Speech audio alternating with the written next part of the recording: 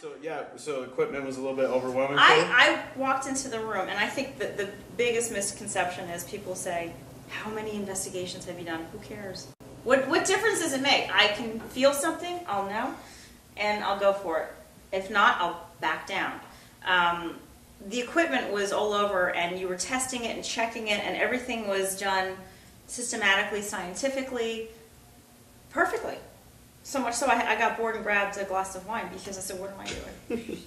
And like today, looking through the pictures and offering explanations for stuff, I could see that you. I mean, I know what an orb looks like. I know the concentration inside an orb. There's a complete difference of what an orb is versus light traveling. But what you taught me was that when you're using infrared, the light goes in one direction, and that we have reflections, so that the untrained eye, if you will, or the uneducated, or those that want to learn through watching these TV shows, don't really explain that. Right. Is the photography part of it, the stuff that you shoot and that you film. The understanding the equipment you're using. It's not to go into a room and say, "Oh, look, my little pretty lights are lighting up. What did I do?" I'm like, "That's nice. Talk to me. Who are you? What can I do for you?" There is a process to it, and if you don't understand that process, you almost have to become an editor, a filmmaker. You have to really understand the other side of it to be in this field, I feel, fully. It's your choice, obviously.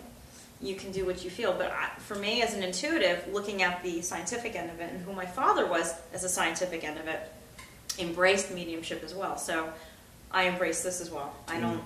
Vice versa.